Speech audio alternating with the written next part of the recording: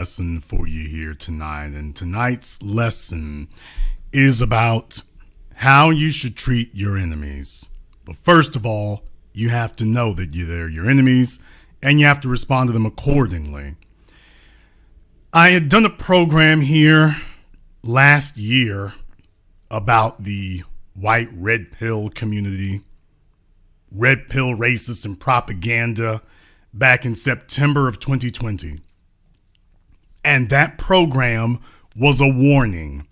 That program was a warning to the black so-called red pill, MGTOW, manosphere. It was a warning to all of them. It was a warning to them that their desperate attempts to schmooze up to the white red pill community, the Rollo Tomasis, the Richard Coopers, the Tom Leykises, I warned them then, you guys are falling all over yourselves to ingratiate yourselves with sketchy individuals at best and alt-right individuals at worst, and that they don't see a place in the conversation for you. And I warned about this years ago now. I warned about this. Tonight's program is a teaching moment.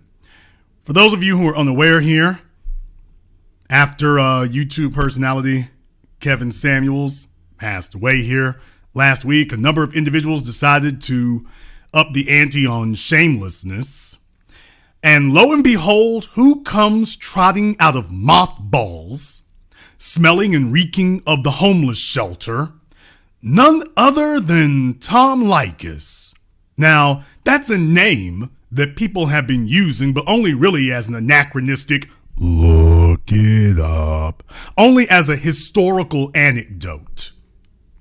Not because he has any current relevance, but only because of any historical relevance he might have had at the time on terrestrial radio, long before the internet age. And out of nowhere, a man who really hadn't had very much to say saw an opportunity to become relevant for half a moment, and lo and behold, exactly as I predicted, exactly as I warned, take a look at what he chooses to do. Now,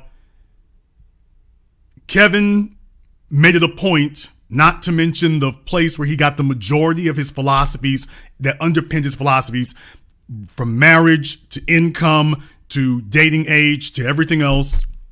He refused to mention us here. He made it a point not to mention us. He did make it a point to mention Tom Leykis, and Rollo Tomasi, and the white red pill community. He made it a point to mention them. And take a look at he didn't mention us, and take a look at the folks he tried to ingratiate himself with. Take a look at how they repaid his obeisance.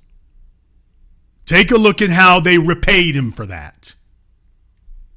They didn't even say anything while you were alive. In the words of James Baldwin, they wait until you are safely dead, and this is what they do. Exactly what I warned you was going to happen, because this was going to happen one way or the other, but exactly as I warned was going to occur. They were waiting for an opportunity. They were waiting for a moment to seize on it, and so they did.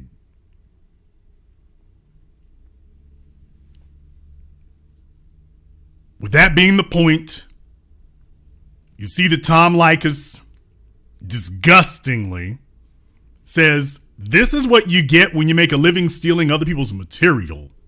So, Tom Leykis, by the way, is one of these Southern California degenerates. He's one of these degenerates that the Southern California area just has cultivated such fertile soil for. He doesn't like children. He doesn't like children. He doesn't like anybody who has a religious belief. You know, he's just one of these people who's nasty for the sake of being nasty. He doesn't like women. He doesn't like children. He doesn't like religious people. There's very few things he doesn't like to exercise. He doesn't like a plant-based diet. There's a number of things that Tom Leykis doesn't like. And yet, apparently, he believes, I don't know, because to say this is what happens, what does somebody having to pass away have to do with that? Because if that's the case, most people of European descent, what would happen to them? If this is what happens for, quote, taking someone's content. And by the way, that isn't even what happened to you, Tom. But by the way, if that is the case, well, what would be the fate of most people of European descent then? By the way, Tom, by the way, if you're using that rationale, then it doesn't seem, I don't see the connection here, because we're like, okay, well, shouldn't there be a whole lot more bodies hitting the floor if that's the case? What I'm telling you all tonight is some folks are just mad for the sake of being mad. Not really mad for the sake of being mad. They're mad for a reason. And what I want to do is put this in its proper historical context here, because here's the real issue here. The real issue is that Tom Leykis comes from that Howard Stern, Rush Limbaugh, antique fossil days of terrestrial radio, when the only people on the radio were white guys. They were the only ones who had an opportunity to get mobbed up with Clear Channel or Westwood One and make millions and hundreds of millions of dollars. And like the internet, they see these big money venues as their domain. There might be a few black folk on some local radio stations, but as far as the big money, that's going to be reserved for the white guys. That's going to be reserved for them, safely reserved. That's set aside. There won't be any non-white people even offered the opportunity. So Tom comes from that. He comes from those old days. Tom was one of the shock jock guys, and their only claim to fame really was skirting FCC regulations, saying things that could potentially get the radio station in trouble because you were violating FCC rules. So these are guys who would try to come as close to saying 4-letter words as they could. They would just say the most, provocative things they could, the most, quote, controversial things. And really their only claim to fame was skirting FCC rules. That was it. Daring the FCC to do something. That was all they ever did. They never broke any new ground. They never did anything new. They never did anything different. They gotten by on their whiteness alone. If they were black, people would have said, man, your shtick is old. They get protected. Their whiteness protected them for decades, not years, decades. Tom Leykis, though, found himself on the wrong side of certain radio station changes. So he found himself without a chair when the music stopped for a number of different reasons.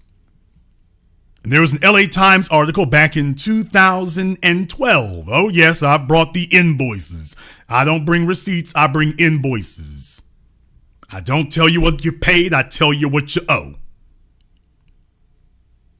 Back in 2012, there was an article in the LA Times, Tom Leykis returns. We're talking about 2012, folks, 10 years ago, a decade ago. Tom Leykis wasn't irrelevant. Tom Leykis was extinct. The LA Times article, Tom Leykis returns over the internet. Tom Leykis, the shock jock sidelined for more than 3 years after his radio station dropped talk for pop music, is infamous for persuading women to lift their tops and for coaching men to spend as little money as possible on dates. Critics dubbed him a Neanderthal. Now he's being called a revolutionary. So even in the LA Times a decade ago, they were very, very sympathetic. Very, very sympathetic. And that shouldn't be missed. But understand, a decade ago, you're finding out what happened here, that what was going on here is that, yeah, by the way, he was so hot. I want you to think about that for a moment. He was so hot that the radio station changed the damn format.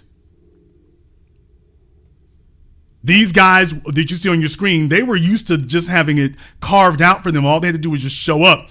And then one day you come out there and all of a sudden, there's nothing left. That's the real thing that upsets you, Tom, is that, by the way, you guys didn't have your little private fiefdoms anymore. Yeah, you were so hot that the radio stations dropped the format and said, let's play pop music. Let's play Christina Aguilera. That's how influential you were, Tom. In 2000, back in the early 2000s, that's how influential you were. That's how powerful you were back then, Tom, that the radio station dropped y'all so they could play Britney Spears. And now you're trying to come back and act as if you have this revolutionary historical influence. Yeah, that's how powerful you were back then. Now, in the article, it says after 3 years off the radio, so he got booted in 2009. After 3 years off the radio, Leykis has resumed his weekday show on the internet, once considered merely the realm of amateurs and vanity programs. Now he's streaming his show free on blowmeuptom.com, a reference to the tradition of fans' requests that Leykis end their calls with recorded explosions, among other sound effects. He broadcasts, now listen to this, he broadcasts live weekdays from 3 to 6 p.m. Keep that in mind. He broadcasts live weekdays from 3 to 6 p.m., sometimes 7, with continuous repeats until the following day's new show. The internet show began April 2nd, and at the end of its first week, 401,180 listeners had tuned in for at least 5 minutes. The first month, fans tuned in from 102 countries. Sounds impressive, but does it really? 401,000 listeners by the end of the first week, which means you can divide that by 5 days. So even if he was getting 70 or 80,000 to tune in for 5 minutes, that's not really all that great. Now, I'm going to skip down the article and read one more paragraph. Talking to one of the people who work with him, some guy named Simon. It says, Simon said it's too soon to tell whether one method will eventually win out with listeners, streaming or podcasting. Well, I guess we see how that worked out. Leykis is hedging his bets and also ensuring income by offering premium subscriptions for $99 a year, which includes on-demand access to all previous shows. Well, interesting. So Tom Leykis, back in 2012, a decade ago, he was offering his program. He was on 5 days a week, and offering his program for $99 a year. So somebody needed some money up front. Well, I'm glad to see that things worked out for him, and glad to see that. By the way, when you click on the link to go to Tom's website, yeah, this is what you see. Oh, yeah, by the way, if you go click on the link right now to go to Tom Leykis' website, whether you go to premiumtom.com or blowmeuptom.com, by the way, this is what you see. Right there.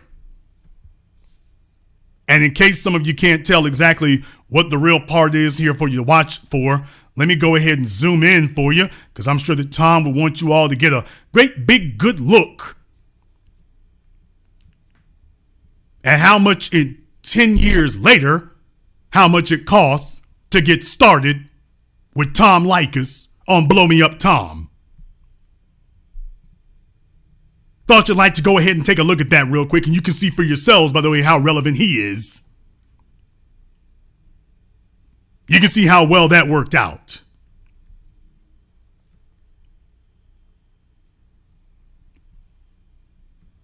Now, you ask yourselves here for a moment, do you think he's got a reason to be jealous and be angry? Do you think this white man has a reason to be jealous and angry, even for a black fellow who was trying to schmooze up to him? Do you think this fella has a reason to be angry and upset? Do you think so? Do you think so? Now, before any of the alt-right guys try to jump up, wait a minute, Mr. Authority, you're not telling the whole story here. That's just the introductory offer. Well, right you are. Yes, that is the introductory offer. Very, very true. If you would like to sign up now, by the way, he's got over, at least the last time it was updated with an image, 5,000 hours of content and special perks, starting at $11 a month $11 monthly. Not a year, monthly. Or you can get ad-free for $19 a month. Per month. What happened to the $99 a year?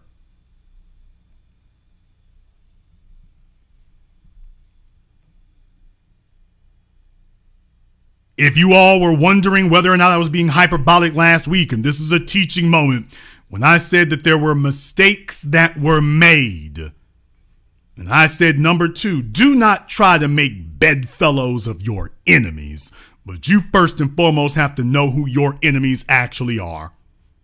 How ironic that the person that he actually took the most content from and the most pointers from is the person who's actually having to do the most clarification. But sometimes life does that. I'm doing this as a teaching moment to the rest of you. Because the guy that he was trying to schmooze up to here, this is how he repaid that. And he repaid it because there is no amount of kissing up to your enemies that you can do. Understand something. We are talking about controlling the course of societal events. How these conversations go literally have an effect on how the society goes. And what I said during my program, Red Pill, Racist, and Propaganda, was that the white red pill community, these guys, the white manosphere, the Tom Leykises, they don't want us controlling the conversation because at the end of the day, they are not interested in changing the dynamic in society for men if it's going to benefit black people. If it's going to benefit black men, they're like, oh no, we don't want that. They only want to pursue it to the extent that they are still in charge. I said it then, and I'll reiterate it again. You are never going to see your white red pill community, your white manosphere, your masculinists, call them what you want to, men's advocates, yikes. You're never going to see your white men's advocates, black men shouldn't use those terms. Okay, I'm not going to beat that into death, but you know what I'm talking about. So anyway, you're not going to see these white guys advocate for white women to be with black men. You're not going to see that. You'll never see it. It's not going to happen. Not in the cards, and it's not going to occur. And that's the point I've been trying to make. That's the point I've been trying to make. You can't schmooze up to them because they don't want you involved in leading where these discussions go. When you're sitting around with a table full of white women, remember the first person who reacted badly was Rollo Tomasi. When he saw Fresh and Fit, they didn't like the idea of a couple of, I use the term black advisedly, males with a room with white women at the table telling the white women about their faults. They didn't like that at all. Now, it didn't stop these clowns from sitting up here trying to schmooze up to them because in their minds, you're not validated until the white guys show up. In these clowns' minds, you're not validated until the white guys show up. Well, guess what? The white guys showed up and they didn't have anything nice to say. Now, to show how buffoonish this is, by the way, if you really want to laugh, go to Tom Leykis' Twitter page. That'll give you an even bigger laugh when you go over there. If you really want to check that out, you can have an even bigger laugh. Somebody pretending that they are relevant in these circles like that somehow they have something to steal or something to take. Very, very interesting here. Why don't we go ahead and check that out? Oh, yes, I brought all the invoices. Well, hey, why don't you take a look here? Well, there's Tom Leykis' Twitter page. Advertising his website. Okay, got it. And he has 22,000 followers. What the hell? 22,000. What happened to that 400 something thousand? What happened to that, man? 401,000 weekly lists. What the hell happened? Now you can't compare his numbers to any of us. any of us. You can't compare his numbers to any of us, and yet he's claiming that he's relevant. He's claiming that he did. What did you do, man? By these numbers here, it's very clear. People didn't even know you were still alive. What are you talking about? Oh, it gets worse. It gets worse. Why don't you go ahead and take a look at his numbers? Take a look at his numbers. Mother's Day, 11 likes. When he's broadcasting for his program, when he's promoting it, 12 likes. This is on his Twitter page. You can go there right now. 12 likes. His Mother's Day, I want to extend my warmest greetings to all of you on mothers out there. 40 likes. 40. 22,000 followers, supposedly. 22,000 followers, 12 likes and 40 likes. This is the very definition of forgotten and irrelevant. Even his post about Kevin got a bunch of comments, but very few likes. Tom, you're not a very liked guy. Nobody really cares. Well, let's go even further. Let's go beyond likes. Let's talk about relevance and reach. 125 likes here. By the way, yeah, I scrolled back up. Oh, no, I won't forget about that. 125 likes. Sure, no problem. 4 retweets. 11 likes, no retweets for his second Mother's Day post. I mean, his first Mother's Day post. First or second, it doesn't matter. For his Mother's Day program, 12 likes, 2 retweets. His first Mother's Day post, 40 likes, 4 retweets. 38 likes, 34 retweets, and it wasn't about him. His thoughts on the Supreme Court. People love his thoughts so much. 19 likes, 1 retweet. Nobody thinks that your thoughts are worth sharing with anyone anymore, Tom. I understand why you're mad and upset. Nobody thinks that what you think is worth sharing with anyone anymore, Tommy. Nobody's hurting themselves to do that. The only reason you made the only reason people even knew you were alive this week is you had to talk about somebody else. So I want to put this in its proper context because even Kevin's incompetent operative class of fellow travelers and friends have failed the test to be able to clarify any of this. But by the way, yeah, this is what was going on there. And I bring this up because it is a reminder of, I'm trying to remind you all. I don't just say these things for nothing. I try to warn you. I don't just say it because it sounds cute. Where are all the Jason's just a hater guy now? Where are all those guys now? Where are all the guys talking about Jason's just a hater? Where are they? Where are they? Where are those guys now? The Jason's just a hater guys. Where are the guys about, oh, it's okay, we got to work together, we're all men? Where are those fellas at tonight? Where are they? Let me know if you can find any of them. I was trying to warn about this years ago, people. Years ago, I was warning about this, and my warnings went unheeded. My warnings were unheeded. I was trying to tell them. I was trying to warn them. These are the guys you keep stop name dropping them. Don't name drop them. Stop trying to bring them in like they're going to legitimize you. You're way bigger than them. You're legitimizing them now.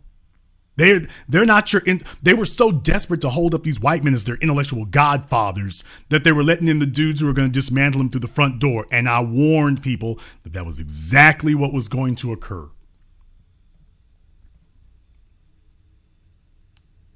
And I would like to tell you that the shamelessness stopped there, and I'm going to come back. I'm going to come back to Leykis and friends here in a moment. I'm going to come back to them. But I do feel it's necessary to put this in context because there's somebody else I would like to mention here. One of the other things that happened here is this idea that the women who hate you can be reasoned with. You cannot reason or negotiate with terrorists. You cannot do that. Of all people, Vivica Bagface Fox slithered her way out. And needless to say, this woman is a lost cause that is desperate to be seen for any reason. Well, she wanted to be seen. She has succeeded. She was on Fox Soul. And I'm doing this as a teaching moment. She was on Fox Soul. And yeah, what you see on your screen is a then and now. So on the left was her back in her heyday. Today, well, there it is. She lost the bag and everything else. Why would she be so... Well, why don't we just go ahead and see for yourselves? She had a few comments to make.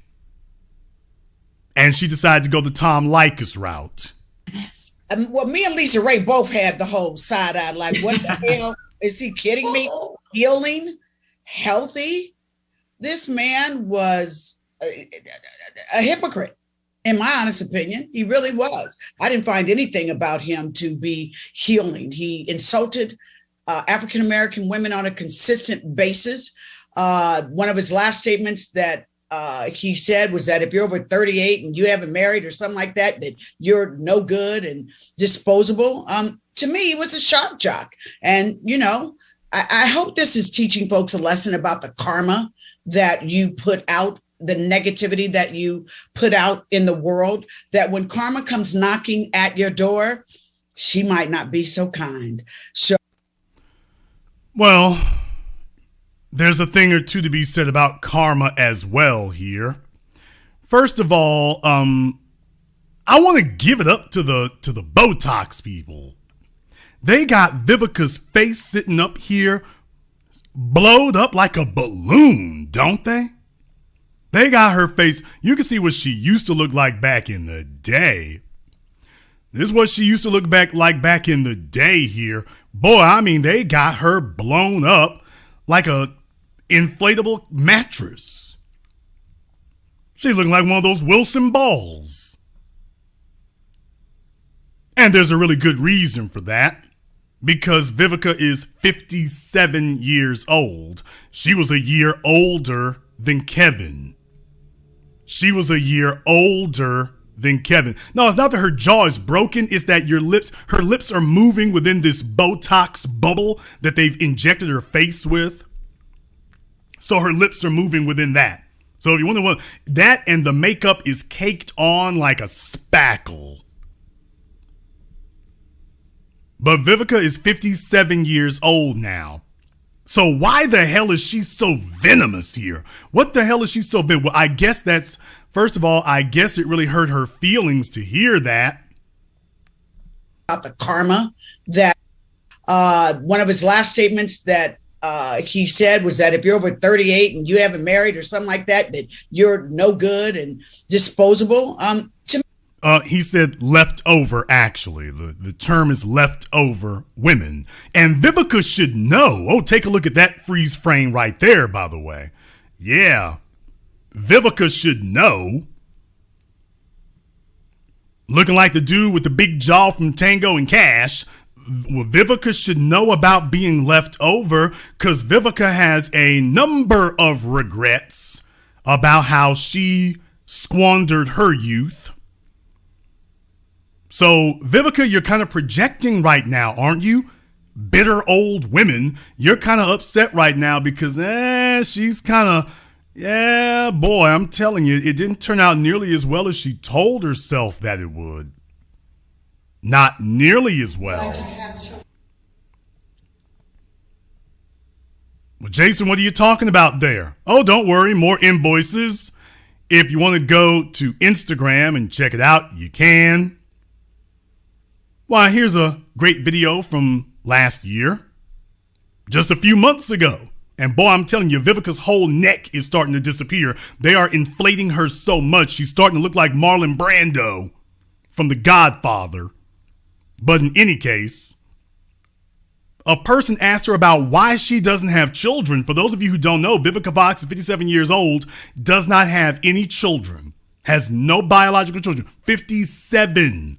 All these dudes who've been running sprints through them draws, and she doesn't have any children. Well, what in the world happened? What in the world happened? Well, why don't we let Vivica tell you herself? Girl, I'm 57. I got 6 guy babies. Don't think that because I didn't birth children, that I don't have children. I have 6 godchildren, and I do not feel less fulfilled as a woman, period. All I got to do is spend an afternoon with them. Child, we did Christmas pictures the other day, and I had them on the speed cycle. I was like, you come at 6:15, y'all come at 6:30, y'all come at 6:45. We're going to be at CPK by 8:30, because I know they're going to get tired by 9:30. And sure enough, like clockwork, they did. And at the end of the night, I was like, Gigi, love you bookers. Okay, I'll see you next time. All right. So, but I love children. Please do not get me wrong. I absolutely love children. In my life, it was career over children. And I never met the man that I could have children with. I never met the man that I can have children with. Are you sure, Vivica? Because you are still crying and moaning and lamenting to anyone who'll listen about one guy in particular. So actually it does, and hasn't had any problem having children with people. He's had children with people, he just made sure not to have any with you. Yeah, you met the fella that you are still pining for and crying tears at 57 over today. Yeah, this guy, he would have been agreeable to it. Made that mistake, and 3 months before. He would have been agreeable to it. So it isn't like you didn't have it. It's that the men that you wanted didn't want you, and now you don't have that option anymore. The men that you wanted did not want you. And the only one you could keep was one who wasn't taking care of you like you wanted to. And so now you are just a bitter bag of bitterness. Because you understand it was true. 22 years from the age of 35 to now, 22 years later, you thought that you were going to remain this hot thing forever. And you found out, no, the train ran out 2 decades ago.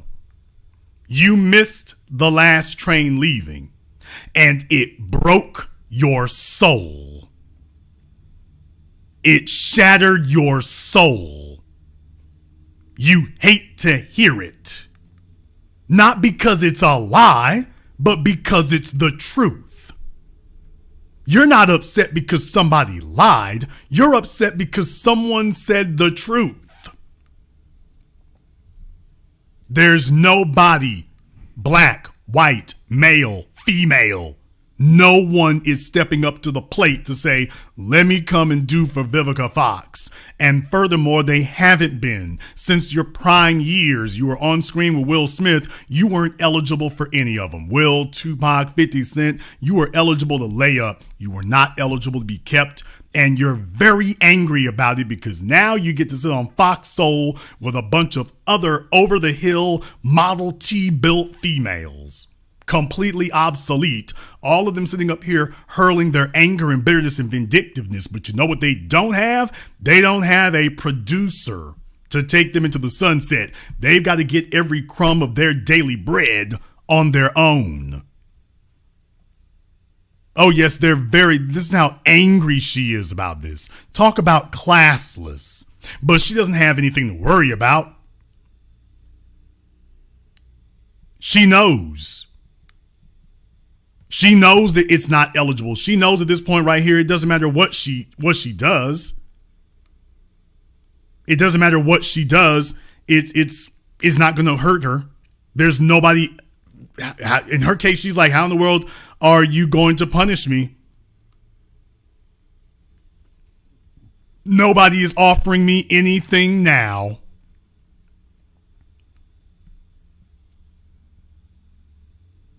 Now she is just this Botox bloated balloon filled with hot air, hatred, and a spoiled buttermilk career. She can't even do OnlyFans now. I said that.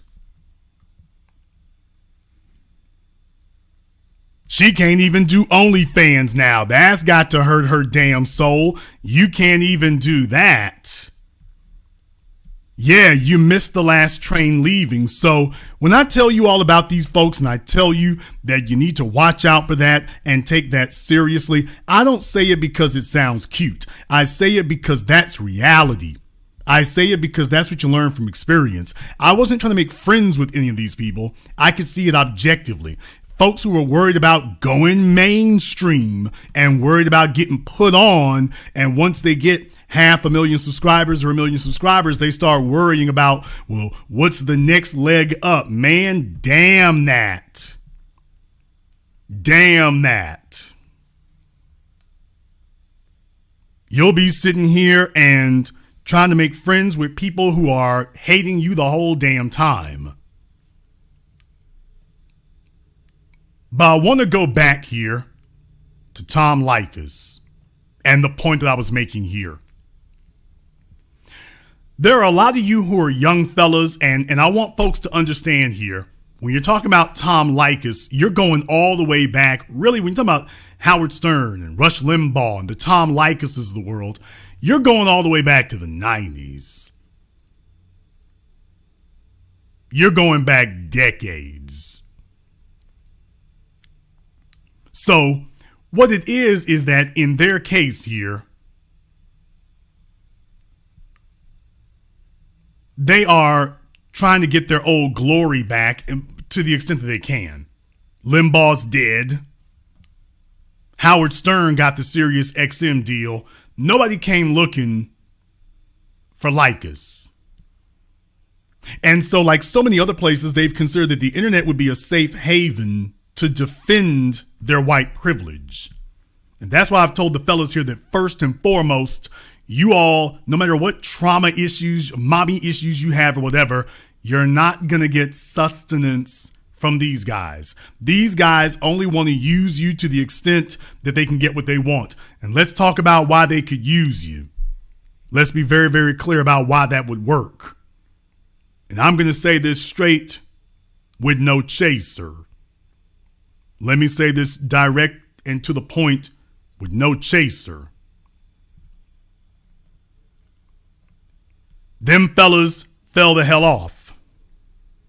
They fell off a long damn time ago. They became irrelevant a long time ago. The world changed. And that stale, yes, Tom, stale thing you brought, where you're sitting on the radio and smarting off to females, Tom Leykis' only pitch was that all a man needs is money to get hot women. That was it. Tom Leykis never talked about game. He couldn't espouse it. He can't teach it. He couldn't mentor it. Tom Leykis' only pitch was, look, women are slutty and a man needs money to get hot women. No, Tom Leykis needs money to get hot women. Hot as he can get. Tom Leykis needs that. But he didn't have any advice beyond that, except you just need money and then use that to get gold digger chicks and go from there. And that was it. Nothing else beyond that. I don't want children. I don't want to be married, and women are no good. And to get women, you need money, and you take it from there. And that's it. That is it. Folk got smart to that, Tom. They figured out that you didn't really know what you were doing. This one-trick pony routine that worked back in the 90s on terrestrial radio. The landscape is far more sophisticated now. It's far more sophisticated, and you got left behind because your simple-minded, elementary, prepubescent nonsense, people realize that crap don't work. And what they were trying to do, misguided as they were, what they were trying to do is show that there's a historical precedent that men in general are discontent with the current state of affairs, and that's what brought them to you, not Howard Stern. There's a reason why they mentioned Leykis and not Howard Stern, and I know Patrice O'Neal was a direct bridge to that, and I get it. But there's a reason why they mentioned Leykis and not Stern. So these young men and older men were trying to set some academic historical precedent, which was the reason they invoked you. Not because they really even knew what the hell you had done or said, but because they were trying to establish a trail and trying to give it some gravitas. So they latched on to you. And that, and the process, what you find is he's a hollow, empty vessel. Decades later, he's not sitting from the high chair giving out words of wisdom. Decades later, he's not saying anything else. He's just some ranting old senile senior citizen doing what he's done for decades, saying something crazy to get attention. And I want you all to keep that in mind, because there are a bunch of you who are repeating those sins, except you're doing it in a different way. Rollo Tomasi, the reason why the rational male don't work and can't work is because the problem isn't identifying female shortcomings. The problem is, okay, now that we've identified it, what do we do? And that is where you and Tom Leykis and the rest of your followers, I'll give a slight pass to Richard Cooper, to a bit of a pass to him. I'll give him a little leniency in that regard because he has said, you know, okay, you need to be physical, emotional, and mental. I'll give him that. But for the most part, these guys don't tell you what to do after that.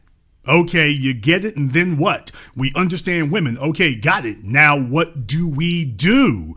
And that is where the black males, even in their limited capacity there, that is where they went to the next step, even though they fumbled the ball too. That's where you messed up at, because they could tell the women, okay, here's what we want you to do. Now that we understand what your problems are, here's what we want you to do. Now, what they wanted to do wasn't really very constructive. Twerking on Instagram. Sorry, folks, fit, feminine, and friendly is not an agenda. It really isn't. Hate to tell you. But at least they knew, and at least they could go to the next step and say, okay, you've got the knowledge. We need to put it into action. This is where the white guys have failed. Because they know what they want to do with it, but they don't want to have a discussion with you about what to do with power. They don't want to discuss that. They don't want to talk about that at all. They don't want the discussion to turn to that. You know why? Because they'll be damned if they're going to sit in a room full of white women with some black men and talk about, now here's how we're going to put a saddle on your back. They're not going to do that. They're not going to sit there with a bunch of black males and say, now here's how to get these white women to do your bidding. They're not going to say that. Here's how we're going to tell you this. We're going to endorse black men telling white women what to do. Latina women what to do. Asian women what to do. No, we want that to be reserved for our lame asses over here. You got to understand, these are guys, and for the most part here, let me be very, very clear. For what they are, what they were, these guys always had, fit for them, attractive females around them, no matter their age. No matter their age. Tom Leykis, Howard Stern, he had them in his studio all the damn time. Rush Limbaugh married a woman, many years younger than himself. Was it their personalities that did it? Was it their accomplishments? Was it because they were just really great to hang out with? Hell no. It's because they had lame chicks and they were loaded. These guys had plenty of money and no real competition. They had no real competition, and they like it just like that. That there will be just a few power brokers, they'll all be white, and they will be setting the agenda, and all the non-white people will be left out of it to the extent that you can be exploited. Of course, you can buy their books, and you can tune into their YouTube channels, and you can drop a few dimes, but you don't get to say what the agenda is. And that's what I've been warning you about forever. That was what I warned Kevin and the rest of them about back in 2020. I was like, I see this from a mile away. How is it you all don't see it? Oh, because you're thirsty and you want the buck. And I'm trying to warn you, it's not about hating. It's about having a clear vision of the people that you're trying to snuggle up with.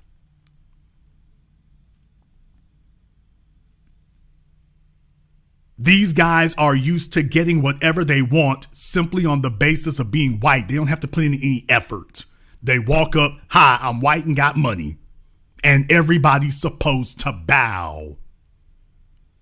That's why the red pill became irrelevant. It became irrelevant because black men showed up and we outworked you. Even, yes, I will say it, even the ones with a coonish bent, they outworked you because they had to. These fellas accomplished more on the internet than Tom Leykis with millions and millions of dollars and a radio pedigree from major corporations was able to do. Yeah, you got beat. We came in and transformed the game. You became obsolete. And you are now obsolete. People come and talk about you from nostalgia, but you know what, Tom? There's nobody quoting what you said last week. There's nobody quoting you or sharing anything you said last week or last month or last year. Yeah, in case you were wondering why it is you're irrelevant and how I can say that with such confidence, there's nobody quoting anything you've said recently. Everything they quote from you is a decade or two ago. Nobody's following you. Nobody's sharing you. Nobody's like, hey, do you hear Tom? Nobody's inviting you on for anything. Nobody's doing that. Let me put this in a different context. If you want to know why it is what you guys were doing was so damn clownish, and I'll take it a little easy on some of you there. I'll just leave these two up here. If you want to know why it is they're bringing in the white red pill dudes is so clownish to you guys, is because you got to understand this is when you're dealing with folks who don't know anything about how the street's supposed to work. Although one of y'all's a fed, so I'll let that speak for itself. Let me tell you something. When you run somebody up off the block, you're supposed to take over the block. When you run them up off the block, that's it. You know, I was listening to Teddy's Jam 4. You can go to YouTube and check that out. I was listening to Teddy's Jam 4. And in the song, he was talking about Aaron Hall from Guy. Yeah, he was in Guy with Aaron Hall, but you know, there's that line from Teddy's Jam 4. Everybody knows that R. Kelly took his style from Aaron Hall in Guy. R. Kelly saw what Aaron Hall did with the bald head, the goatee, and he was like, that's the formula right there. Aaron Hall, that's the formula. Take a look at the first Guy cover, and then you take a look at what Aaron Hall did after that. When he went solo, he's like, that's the formula.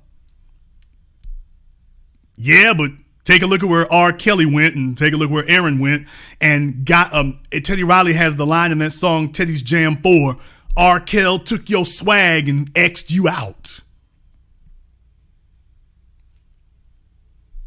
R. Kelly took your swag and X'd you out. Well, let's be very, very clear here, fellas.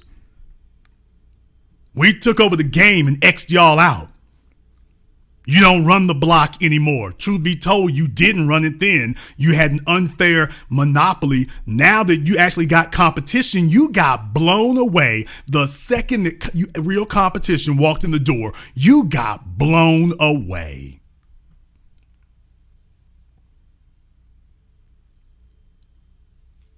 And that's the real reason why you are as mad as you are. The white red pill got obsolete. We came in and X'd y'all out. your wannabe acolytes.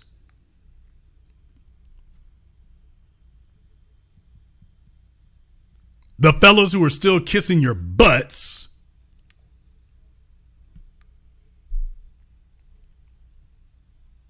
The fellas who are still kissing your butts over there, they're the only ones mentioning your name.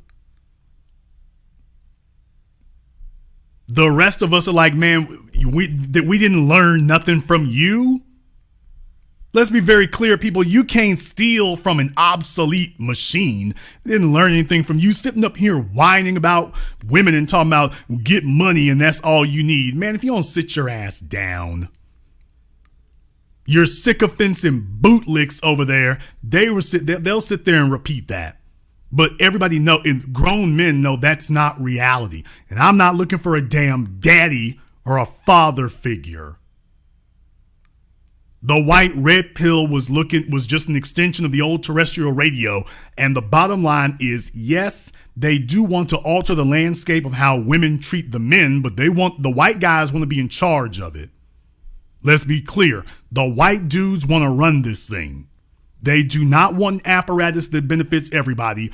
They want to know, okay, let's see if we'll be running it.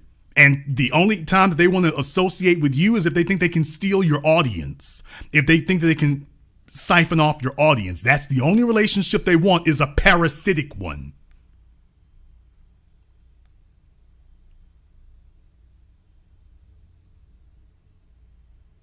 They don't want a cooperative relationship. They want a parasitic one. They want one where they feed off of you and blood suck off of you and leech off of you. That's all they want. But they don't want a cooperative relationship. As evidenced by the fact that when they start talking about women, they're just talking about white women. That's what they mean. They're talking about that. It shouldn't be a surprise. They're telling you exactly what they mean. Now, if you're just desperate to have somebody sit up here and approve of you, well, okay. I'm just telling you right now, that's a game you can't win. You cannot win that game. So I wanted to do tonight's program to explain to you here. The white red pill is very upset because they're irrelevant. They got run up off the block. The corners got took. They became irrelevant, and they would fade into obscurity if you would stop trying to legitimize them. Black folks sit up here and build something and then bring in the white dudes. They don't feel as valid unless the white dudes pat them on the damn head. You don't owe them anything. And the black folk that you did get it from, you don't want to mention them. And the white dudes who really didn't have much to do with it, those are the ones you're trying to sit up here and get booed up with. If that's not the definition of silly, I don't know what is. However, maybe I'm wrong. Maybe you disagree. Therefore, the telephone lines are now open. The number is 646-787-1933. That's 646-787-1933. That's your personal access code to the program that laid the foundation upon which all of the copycats and soft students will be learning everything from here. If you're still listening to Tom Leykis, you're basically stuck in the 80s. I say again, if you are still listening to Tom Leykis, I want to find out, let me go ahead and just ask right quick, who in the world is still listening to Tom Leykis? How many of you are still out there taking your cues from Tom Leykis? You're looking to him for the next intellectual gem, for the next insight. Who out there is still looking for that? I'm wondering. Who among you out there is still looking for these guys to lead you to something new? What exactly is it that you're looking for them to lead you to? What are you looking for them to do for you here at this point? All these decades later, what in the world do these guys have to offer at this point now? What are you going to learn from them in 2022? What are they offering? It's a very bad habit that we picked up here where we feel like if we get together and say something, it's not good enough until we get somebody else to pat us on the head for it here. And these guys are irrelevant. They're as irrelevant as aquarium boots and bell bottoms.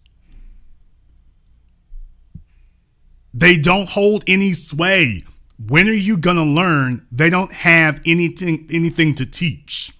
Even if you did want to give them some credibility for your supposed manosphere genre, this would be like comparing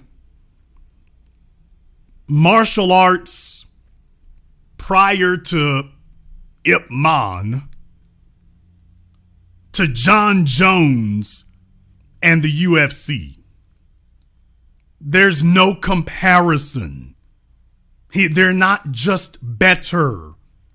The only similarity between the two of you is we say both of y'all are fighting. No, one of you's pretending to be a fighter. The other one is on God mode. And can you imagine in those circumstances, you bowing to this other fella over here that you literally smacked him up and whooped him with one hand behind your back. Give him a pat on the head and send him on his way. He is obsolete. He is irrelevant. He doesn't hold any sway. Furthermore, he's not supposed to. Let's be very, very clear. You all know what my litmus test here is. You know what my litmus test is. My litmus test is where are your wins. My litmus test is how many battles have you won. That's my litmus test. And for these guys who come from the old terrestrial radio days here, you can be as salty as you wish to be here, Tom. I want to find out, where are your wins at, man? Where are you winning? What are you winning at today? Where are the battles that you're winning today? Where are the battles for manhood and men's positions that you're winning today?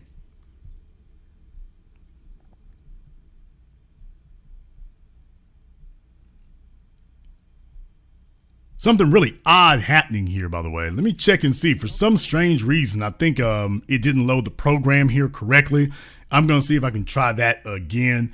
They're messing with me for real tonight, but go ahead here and give me a call on that. Also, for Zoom, I got that pinned at the top there, so you want to check that out as well.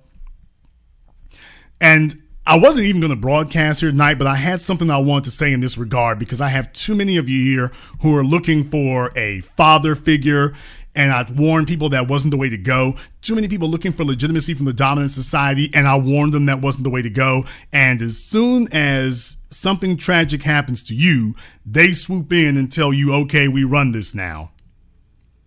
Something that they can't even do. Folks, show me the 25-year-old females who are looking at Tom Leykis as the example of the swag they want to have. Show me the 25-year-old females. Show me the 30-year-old females who are looking at them as the example of the swag to have.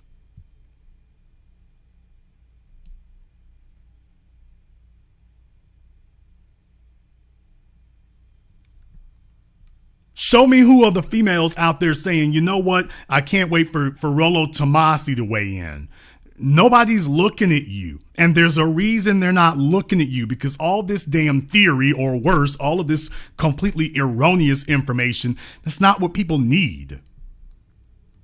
They don't want any more people giving them stuff that they can't use. So you at least got to take it to the next level. Remember, Rollo didn't want to have any one-on-one conversations with females at all. Remember, he was the first one criticizing Kevin. He didn't want to have any type of one-on-one conversations. He said that was useless. Remember, he said that's like beating up on retarded kids. Remember?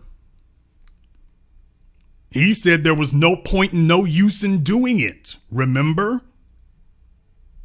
Well, I'm sorry, I gotta remind people about that. No, it was your man who said that. That was your man who said that. And the rest of the white pill dudes backed him up on it. Yeah, it was your man who said that. Your man said, yeah, you don't have to talk to the females directly. There's no point in talking to them directly. Rolo said that as soon as the females resist, or as soon as the females raise an objection, that it was no longer worth saying anything. Remember? That was his entire position. Kevin, Fresh and Fit, anybody else, it's no point in talking to the females, remember? Now you tell me how in the hell you're going to stop a, quote, gynocentric social order and you won't even engage them. How in the hell does that happen?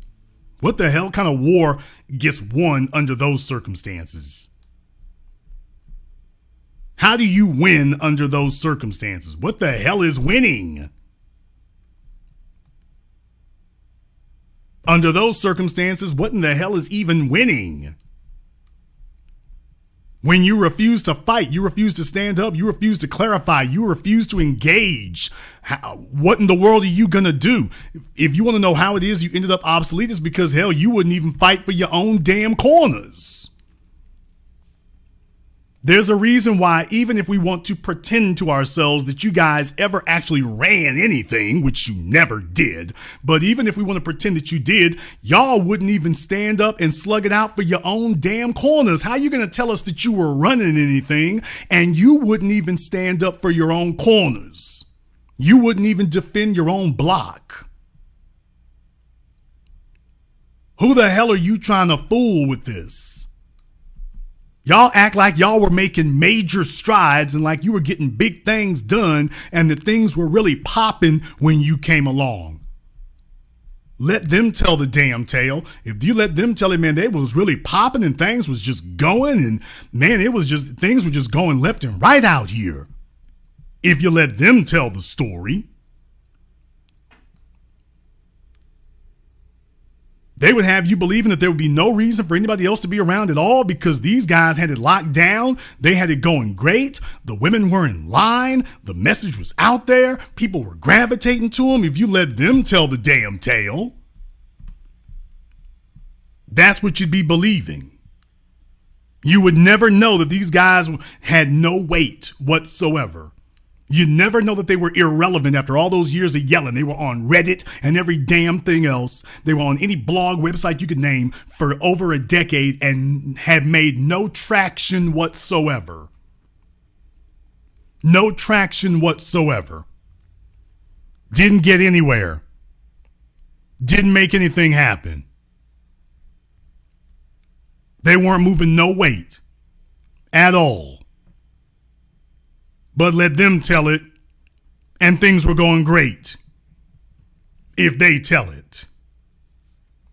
How the hell are you going to sit up here and insult anyone? And by the way, I of all the people, would you ever have thought that I would be the guy having to point this out? Because unfortunately, your friends are incapable of articulating it and don't even know.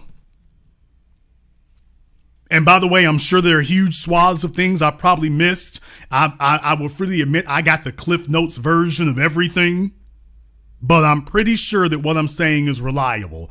Unless I missed something. And by the way, if I did miss something, if any of the Leykis people or anybody else want to say that I missed something, you can go ahead and weigh in on that. You can go ahead and weigh in on that.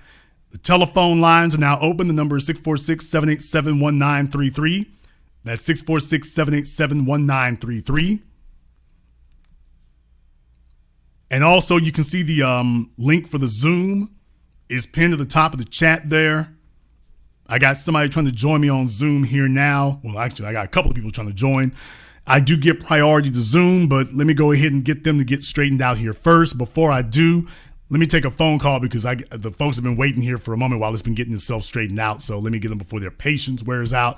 Let me get caller from area code 321. You're on live with The Business. What's your name? Where you calling from? What's going on, Jason? This is Antoine from Orlando. Antoine from Orlando. What's on your mind? Yeah, you're totally right. I mean, some of us in the manosphere already talked about it. I know Shay did a whole video on Tom Leykis. Especially since he shouted them out. But I will say, what's his name was not as bad as Fresh and Fit. Because you're right, they did make Rolo relevant. Rolo was going nowhere.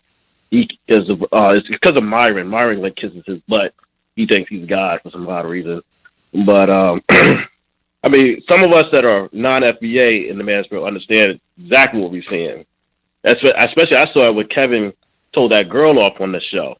As soon as I see Rolo rolling off, he just dipped off, looking bitter, because you whatever you want to say about Kevin, he stole the show, and they don't like that.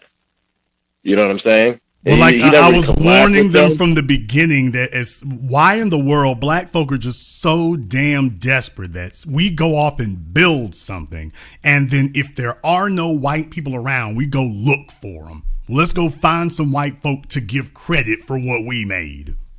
How in the world are you ever going to convince anybody in history? First, they stole everything that we already built. Now we're sitting up here building stuff and looking for a white person to go give the credit to after watching it in real damn time. You literally can't name a single thing that you're getting from it here.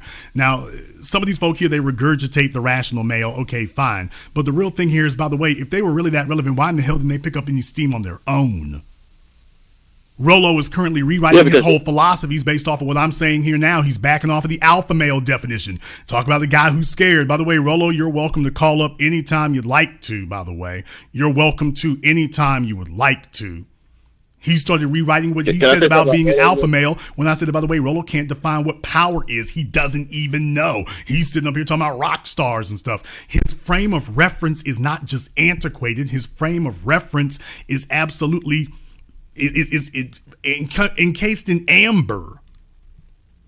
Is antiquated. It's ancient. Yeah, he was one of these rock stars back in the '80s that was like a nobody. But you're right. He whenever I see him talk to women, it's trash. Even to other white women. He tried to talk to Mekhi Peterson, Jordan Peterson's daughter. He looked like a damn fool. And that girl is young enough to be his daughter, literally. You don't know what he's talking about. Well, like I say, you can really tell that their agenda is not your agenda. You can really tell that. Their agenda is not your agenda. And that's the whole point that I was making the entire time. You're not here for the same reasons they are. They're here for something else. Thank you very much for giving us a call tonight. Let me get caller from area code 646. You're on live with The Business. What's your name? Where you calling from? What's up, Jason? This is Onan from Queens. Onan from Queens. What's on your mind? Yeah, so I got to give you a shout out for pointing out that R. Kelly basically jacked Aaron Hall for his style. And I have been saying that for years, and people thought I was tripping when I said that. But I thought it was a beautiful comparison with you and basically what Rollo Tomasi and Tom Leykis. I've never even heard of these guys. I heard of Rollo Tomasi through the Fresh and Fit channel. I used to watch them back in the day, but I just stopped watching because they was cleaning it up too much. But you're the real deal. And if anybody wonders why I said it, if anyone is questioning why I said that these guys, what you just said, and you know, this is a teaching moment. If you all want to know why we said, hey, y'all are taking this beyond just having a different opinion. Y'all are cooning now because they fought to invoke and lionize Tom Leykis. They fought to do that. They fought to do that, and I was saying the whole time, we know how this is going to turn out. We know how this is going to go. We know how this is going to turn out. You're trying to lionize people who very clearly ain't got nothing for you. And sure enough, exactly what we said is exactly the way it happened. I'm putting this out there as a cautionary tale so that we don't just keep repeating the same damn mistakes over and over and over again. I'll let you have the last word. No, that's a fact. You know, and then another point that you brought up about black people always looking for white approval, you know, because we just don't have the confidence. And I remember something that Malcolm X said about black people. You know, it's the thing that we lack the most. It's confidence. It's not intelligence. It's not foresight. It's just the confidence in our own message. And unfortunately, that unconfident mindset is just carried on too many times within this new generation. And I'm glad that you are just putting it out there. And like, listen, we're the originators. They're the ones copying off of us. You know what I mean? We're not following anybody. We're the leaders. They're following us. You know what I mean? So yeah, I just gotta. Well, you gotta be comfortable in your own skin. The real problem is that, unfortunately, now you can see why YouTube chose them as the individuals that they would push, because they knew, hey, they're not comfortable in their own skins. They saw their channels and said, hey, they're looking for some white folk to boost. So this keeps all the money all in the family. They're serving the cause. Individuals who are not comfortable in their own skins go looking for a daddy. Individuals who are comfortable in their own skins, they become daddy. Thank you very much for giving us a call. Let me get caller from area code 470. You're on live with The Business. What's your name? Where you calling from? Hey, Jason, this is Joe calling you from Nashville. Joe from Nashville, what's on your mind? Hey, so you won't actually believe this, but that Wednesday, I was back in Atlanta. As you know, you encouraged me to move from Atlanta to Nashville for the medical sales job. When I was back in Atlanta, I actually ran into Kevin on that Wednesday.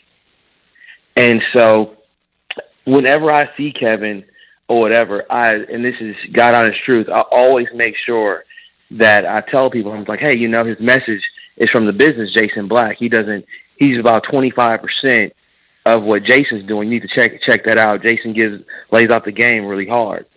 And so, a lot of the women I was around, I don't like him, whatever. But I would just want to really give you a shout out, because this is a testimony to your integrity. Because at the end of the day, I got a little bit upset that, Kevin would go as far as, taking your message. I've called in about the show on that before. Take your message, not, acknowledge you for it, or credit the source. But then at the end of the day, you're the one having to defend him in his passing, unfortunate and untimely passing. So I just want to give you another shout out for that and give you your flowers while you're still here, and hopefully that's many years from now. But it's just a great testament to you being the man who you say you are and having to actually defend this guy, even though, he was taking your message and not crediting the source. Well, like I say, I was the guy who first said you can't be a dime if you're a single mom. You can't be a dime if you're over the age of 40. You can't be a dime, really, if you're over the age of 30, unless without some type of celebrity qualifier. If you're over the age of 30, you're a bill. There's a number of different things down the line, but the real thing is I have no ego to inflate or offend. You can't call me a hater because I don't have an ego to inflate or offend. I don't. However, I do defend facts, and I do defend reliable reality. Now that I do defend.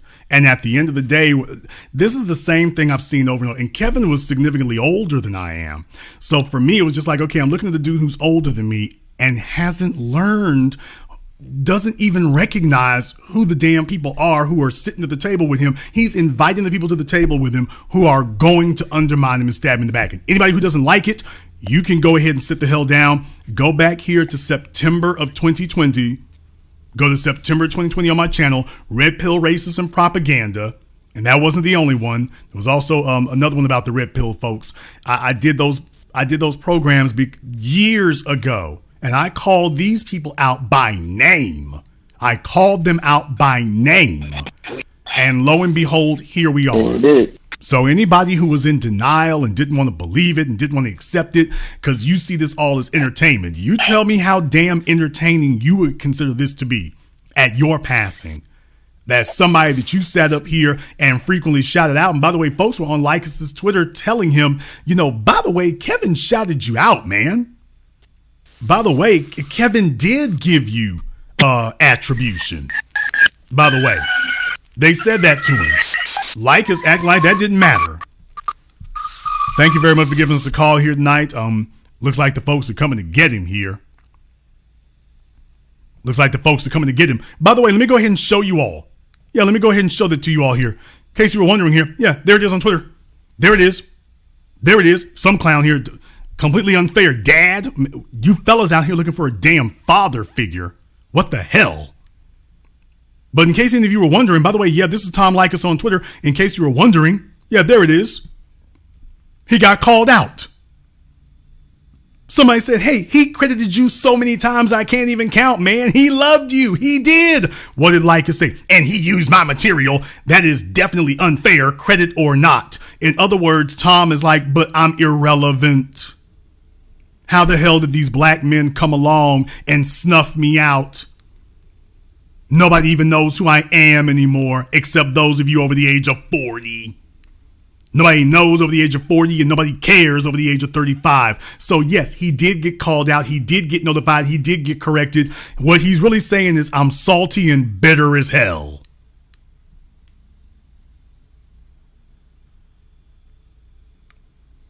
I'm salty and bitter as hell.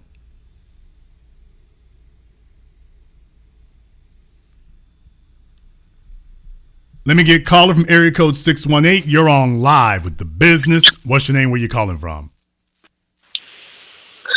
Hi, Jason. Good evening. This is Miriam Randall calling from. No. Okay, your phone's breaking up on you there. Try that again. Because I was walking through the area saying. Okay, man, I'm going to give you a couple of minutes here to see if you can find an area that's not under tinfoil, bricks, or faux baby daddies, because you are breaking up real bad there. Let me try caller from area code 404. You're on live with The Business. What's your name? Where you calling from? What's going on, Jason? This is Nico out of Atlanta. Nick out of Atlanta, what's on your mind? This is Nico. I just want to say masterful. You hit on so many topics, and it's like, was anybody listening? This man you put in your work, and I appreciate it.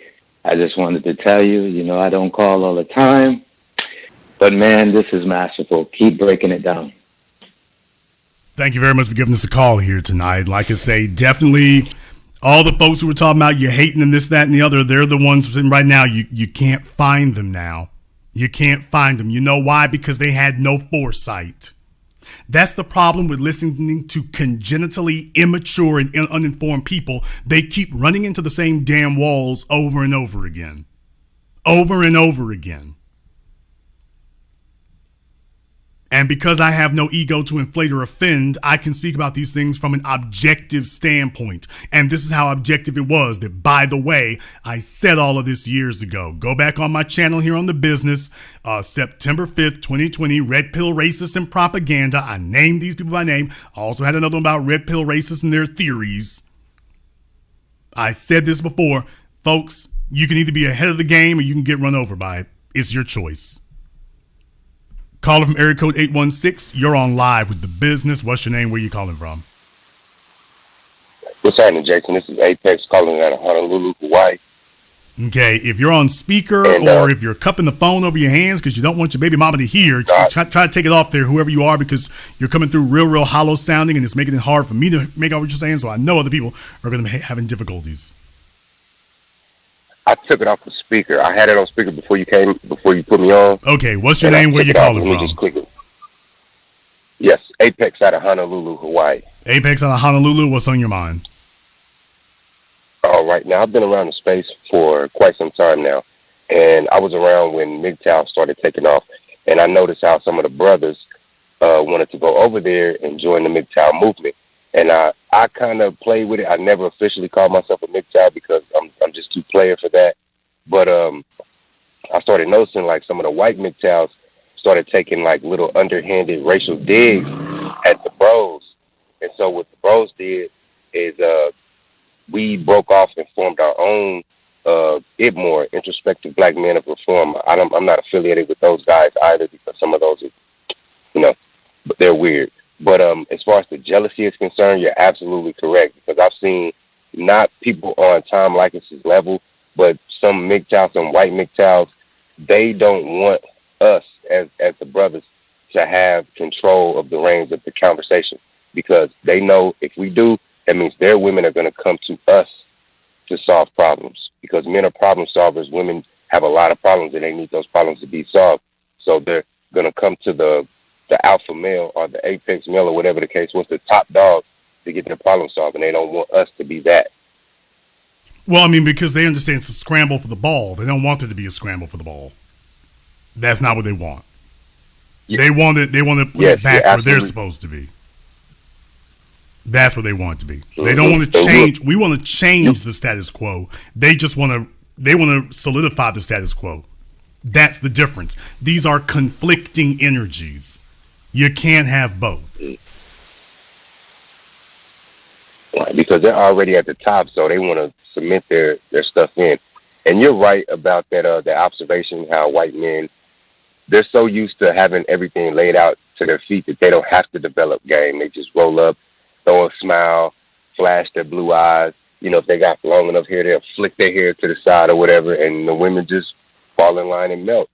But Correct. like us, we white men, white men don't have game the same way that women don't have game because they don't need it. Mm. A white man can walk up and show his skin, and if he's got any money, although sometimes he doesn't even need that because being white carries a whole bunch of credit and privilege. And for females, all they got to do is show some cleavage or some skin, and they get privilege. So in reality, yeah, the white guys, they're used to having a privilege that really only the females have. So they don't need game. What they're calling game isn't game. It's pickup lines. It's corny as hell. But that's not game. Somebody's breaking into your car, brother. You better go and get him. Yeah, he's in one of those neighborhoods there, and he's in the one place in Honolulu where they carjacking folks. So somebody broke into his car. Let him go ahead and handle that. Now, let me try a caller from area code 618 again. You're on live with The Business. Good evening, Jason. This is Miriam calling from East St. Louis, Illinois. Can you hear me now? Yes, is that Miriam from East St. Louis? Yes. All right, Miriam, Illinois. What's on your mind? Okay, I wanted to just call about the fact that they see that their whole on white supremacy propaganda agenda is greatly crumbling at their foot. They didn't know what to do with you all in black media, especially you, Jason, because as the saying goes, often imitated but never duplicated, and no matter what, you're, illuminated. But anyway, yeah, like the Don Imuses and all of those old other forts, you're right, it takes a ton of money and other perks for any woman to be interested in them. And then, especially when the only ride you can get is on another man's coattails, especially one who has just recently passed, you are really sad. Take your dinosaur self somewhere and throw the dirt back over your face. They're just pathetic. Well, like I said, this would be a lot easier if you don't open these doors in the first place. This would be a whole lot easier. I agree. My people, stop looking to let in a bunch of folk here, culture vultures. Stop trying to open up doors to them. When you got something, they don't open up any doors for us. Every genre of music, art, clothing, they don't open. I mean, black women's hair, bonnets and every damn thing else. When white folk get a hold of it, they completely divorce you from it.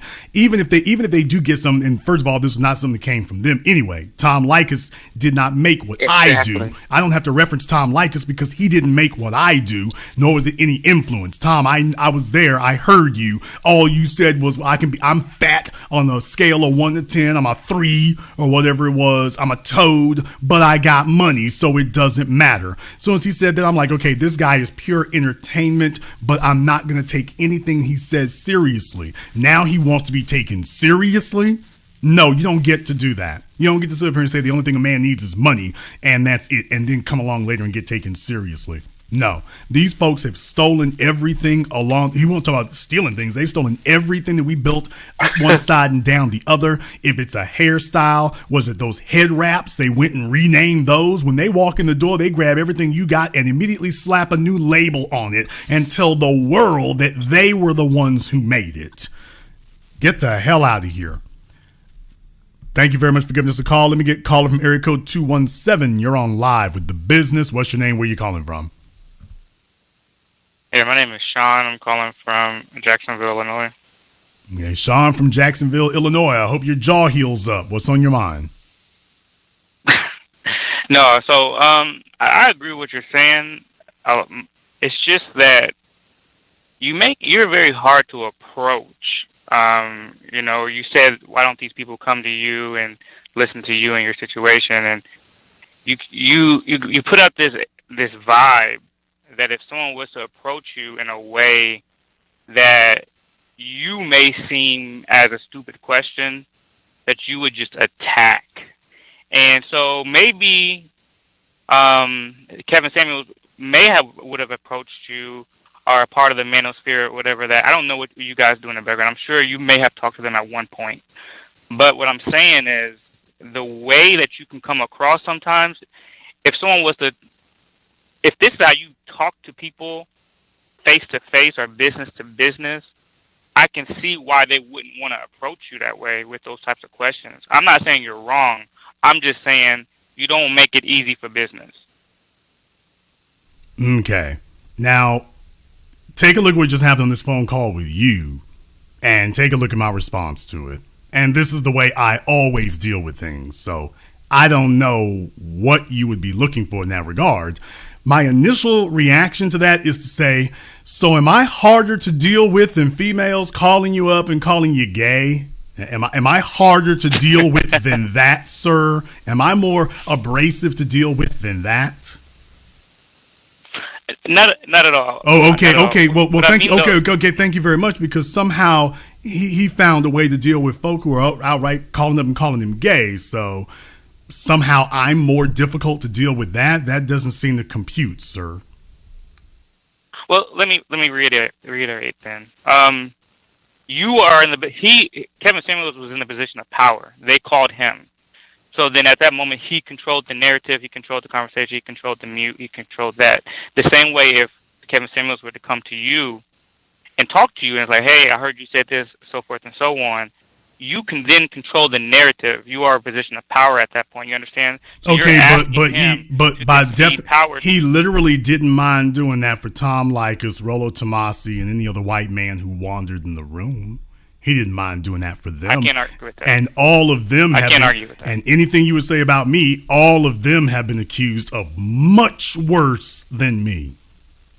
Tom Leykis has been accused of being far more argumentative, far more negative, far worse than anything you'll ever hear from me. So how is it that they were so acceptable, sir? Because I only see one similarity between all of them. Look, I agree with you on that. The thing is, as black people, we know our enemy, and we know the enemy is them. We know. Did they act like it? Did they act like it? I believe at times Kevin Samuels especially spoke on. I don't know about the Fresh and Fit, I don't claim. Sir, I got a whole video, the anti-racist views of your black YouTubers. It's on my channel page. I got a whole thing right there showing you what they said. You're acting as if there's some ambiguity about this when I'm literally quoting the things they said. If you get pulled over by the police, and as long as if you ain't doing something you ain't supposed to be doing, then you wouldn't get shot. If you really want to know, white guys are the ones who have it really hard in America. If you're a heterosexual white male, you're the ones really oppressed. Sir, you're not reaching. You're not reaching. You're outside of the stadium. So I'm not trying to reach. If you're going to talk about Fresh and Fit, I got a whole video quoting that. If you want to talk about Kevin, I don't claim them. Okay, well, sir, you just mentioned just now, talking about, well, I'm not sure about what they say. Well, I'm telling you, this isn't ambiguous. There's no ambiguity. There's no ambiguity here. By the same token, sir, when you sit up here and say things like quoting Thomas Sowell, when you specifically start downplaying white supremacy, when you specifically start doing that, just understand you're making a decision. And you better be ready to stand by the ramifications of that. Why don't you just keep it real, brother? What you're not saying is that they thought they were going to get sustenance and thought they were going to have camaraderie with these white dudes. They thought that was what was going to happen. Which is the same stupid vicious cycle that repeats itself generation after generation. They figured that they were going to be able to make comrades and allies out of the white guys. So it was okay to tolerate whatever they say, because we'll find peace with them. It sounds like the African chieftains, we'll make good with these Europeans. We'll get along with them. Power respects power. We'll figure it out. We got so much in common with them. Why? You guys have 20,000 followers. I have 1 million. We're but I respect everything you've done. They went out of their way to try to do that. Brother, we see the same pattern play itself out generation after generation. This is not new. I agree with you on that. As I was saying, well, let me make clear what I'm saying. When it comes to Fresh and Fit, I'm not on their side. I'm not for them. They're not Black American. They're not foundational. That's not who I'm on. I'm talking about Kevin Samuels. I did see the episode that you spoke, and I saw the episode that he was speaking about the guy, and he made some references to that. I'm not saying that I agree with how he's giving this guy like props. What I'm saying though is, and he shouldn't have done that. I agree. But if the dude is a white supremacist, which a lot of the red pill is, I've been looking at the red pill for a long time. I've been studying it from many of these white guys, and they all come back with some type of slight racist tint.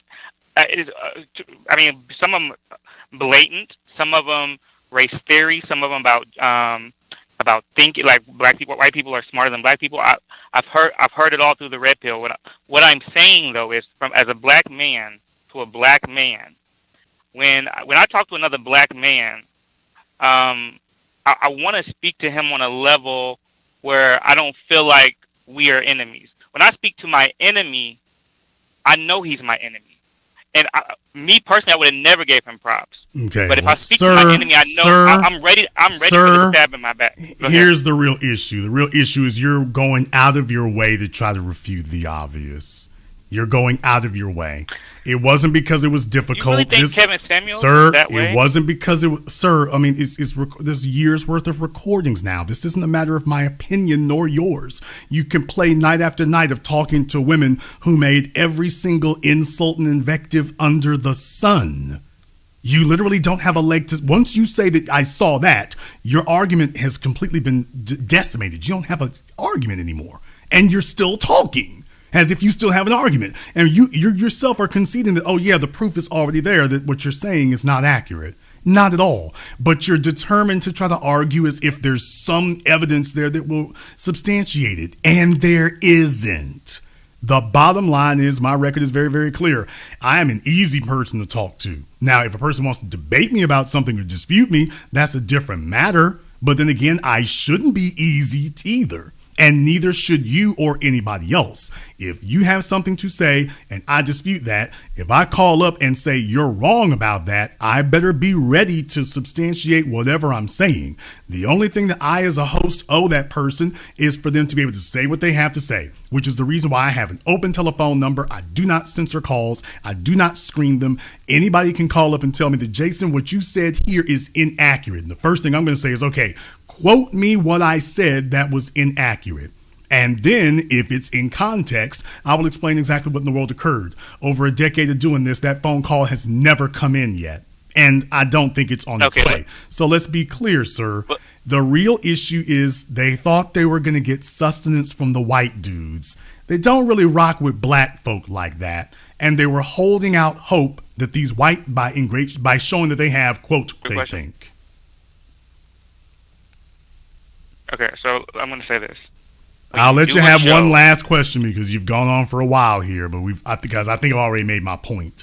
But go ahead and ask your last question. You've made your point, but okay, so this is my question. So when you do a show and you have call-in and you're having people call into you and then they curse you out, you're prepared for that because you are in a position of strength. But when I call you personally, I'm on your show, I'm in a position of weakness. So at that moment, why would I then, if I'm already doing my show, I'm already being successful, why would I then call you in a position, and I'm already in a position of strength because my show's doing well, why would I then call you for advice? Sir, I don't understand. You're in a position of weakness. Exactly what is it that makes you weak? Because you called me. Because you control the mute, the conversation, and at any moment that you disagree, I will not speak over you, but you will speak over me. See, this is the thing. The dynamics are not equal in this phone call. I'm not saying you're unfair, because most of the time you're very fair. I'm not saying that you don't make sense, but you make sense. I can't disagree with what you're saying. What I'm saying, though, is what I'm disagreeing is why would two bosses why would one boss humble himself to speak to another boss. Okay, That boss is sir, doing well. to which I would say to you, if you go on Joe Budden's podcast, oops. If you go talk to Future, yikes. If you go speak to No Jumper, uh-oh. I can go, if you go talk to Tasha K, oh hell, this is getting bad for you. This is just getting bad and getting worse, sir. This is getting bad and getting worse. Sir, there is no upside to this. This point that you don't have a position to stand on, you don't have a leg to stand on. There just isn't one. That's why I can sit here and let you talk. The more you talk, the deeper this goes. And by the way, time how long he went talking and time how long I went talking, it's really just that easy to break it down. It really is. This stuff defeats itself. Thank you very much for giving us a call here tonight. It really, this is the argument that beats itself. Caller from area code 646, you're on live with The Business. What's your name? Where you calling from? Hello, Mr. Jason Black. I'm Shauna, and I'm calling from Brooklyn. Shauna from Brooklyn, what's on your mind? Yeah, so in reference to the last caller, I just want to say, he sounds like a boy who, just been raised by a single mother and whatnot. And, he needs to man the fuck up. I'm sorry, excuse my French. But, I think it's weird how people love coming on to, black broadcasts such as this one, love telling people how they should dim down their tone, how they should change their message, how, what agendas they should speak about or promote. And, Kevin Samuels, like I said, I tell people this all the time, granted for what he was and, rest in peace to the man, but, he took his whole platform from this, straight from this. And for that, the last caller to say, to say that you have a weaker platform, no, you don't. And for him to say that he's the weaker person, that just shows that he can't dominate a conversation. In short, I just want to say thank you for what you're doing. I support everything that you're doing. And, that's it. Well, thank you very much for giving us a call here tonight. Please do give us a call again. Let me get caller from area code 415. You're on live with The Business. What's your name? Where you calling from? Hello, this is Denise in San Francisco. Denise in San Francisco, what's on your mind? I want to say that that Tom guy, I couldn't remember who he was. That other curly-haired guy, I thought he had retired. And Rush Limbaugh, I didn't know he had died. Those guys wasn't talking about anything interesting, nothing important. They got a chance to just dominate the airwaves because they were white. And I am so thankful the internet has come along so we can start hearing from other people. And some people have a whole lot more important and interesting to say than those three guys. Well, think about this for a few moments, thank you for okay? your program. That's a good point. Think about this for a few moments. For the folks who come from the broadcast media days, whether it's broadcast TV or broadcast television, you really only had a very limited number of options. You had a few UHF channels and a few VHF channels on TV, a few AM stations and a few FM stations. Think about this for a few moments. For those of us who are old enough, and I'm sure you sound old enough, ma'am, so you probably remember the Jeffersons and, shows like that. There was a question that we didn't ask ourselves when the Jeffersons was on TV. The question is, those were shows that were greenlit by white men, Norman Lear and the rest of their kind. The question that we as black folk never asked is, by the way, was the Jeffersons the best we could do? Or was that the best that those white men would approve of? Was Bill Cosby the best comedian out there to get a TV show, or was he the best one that got along with them at NBC? Was this the one that they thought was most palatable? Now, had it been a more open marketplace, would that have been Bill or would that have been Richard? Because remember, Red Fox was already on TV with Sanford and Son, and look what they did with him. Think about that for a few moments. They put Red Fox in a damn junkyard. That's literally where they put Red Fox. They put him in a junkyard. Now, to his credit, Bill Cosby got his weight up and he was like, yeah, I'm going to be upper middle class. I'm going to be a doctor. My wife's going to be a lawyer. So I'm saying that's great. That's wonderful. I don't have a problem with that. What I'm saying, though, is these are white folk who were telling you, now we're going to give you 2 or 3 options on the menu. And you can choose something from the menu, but you can't choose anything that's not on the menu. So even if you know that there's Italian food or, hot dogs or whatever, all we serve here is fish. That's it. So you can choose what trout, rainbow trout, bass, but that's all you can choose. You can't choose anything beyond that. And we never did ask ourselves, by the way, was there any options that might have been better? To the folks who were locked in with Rush Limbaugh, he was chosen. He was chosen by Clear Channel and premier radio networks without anybody asking, by the way, was he even the best candidate? Was he even the best person? Was it because he was a genius or because he was what was chosen? He's on the menu and this is what you will eat. That was the way it was in the broadcast radio days. Tom Leykis was never the smartest, never the best, and there wasn't really an alternative. Oh, I'm sorry, there was Howard Stern. Yeah, you can get gamed up by Howard Stern. Watch the chicks roll in. So what I'm saying is the game was rigged, man. The game was rigged. Sure it's was. always been rigged. And they tell you can choose the white guy on the left, Keith Olbermann, or the white guy on the right, Rush Limbaugh, or Bill O'Reilly. But there's no alternatives. You don't have any other choices. And that's the way it is in the places that still do that in broadcast television. That's the way they still do things to this day. So there's a reason why the internet audience has eclipsed them, because people have said, you know what? I want an option that's not on the damn menu. I don't believe in the chat room. You're correct. Don Imus. I don't believe that Don Imus. Remember, Don Imus was on the radio and then they brought him to MSNBC. Michael Savage was on the radio and then they brought him to, I want to say he was on MSNBC also. These were all white dudes who just went from one stage that preferred them to another. They never introduced any alternative options. And even now in the internet age, you got a bunch of people way more qualified than what they have on TV now. Joy Reid, Simone Sanders. You got folks with audience, like people like myself, with audiences way bigger. And yet, look what they're doing. So what I'm saying is this has always been a rigged game.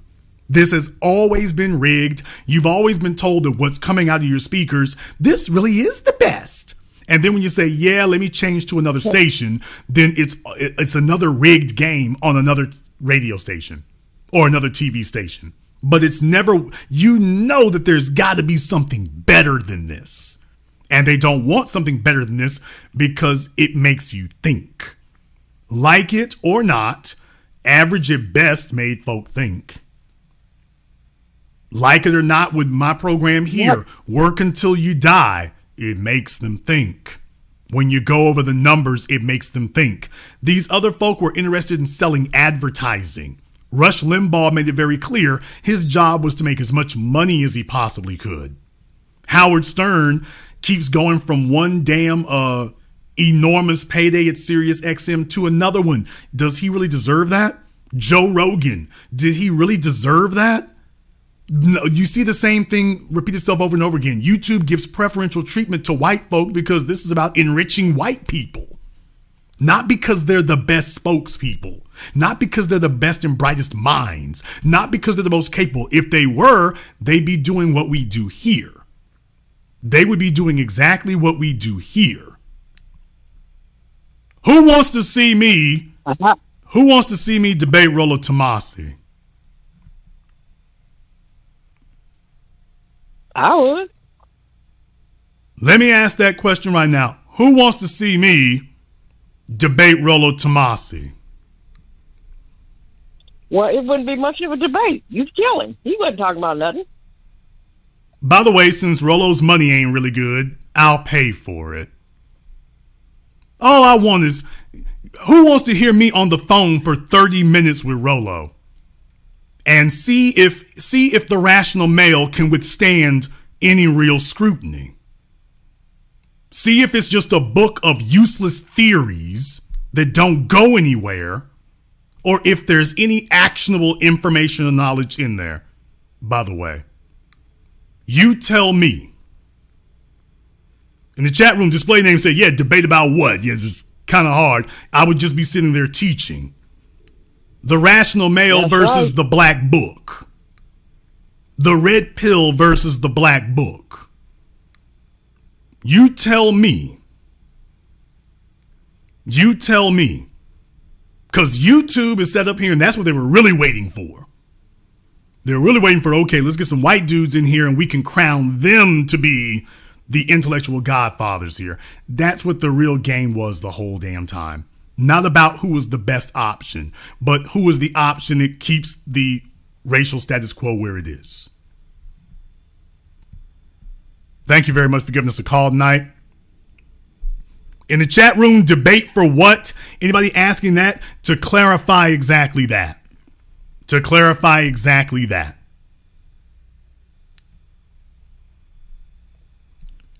Let me get caller from area code 850. You're on live with The Business. What's your name? Where you calling from?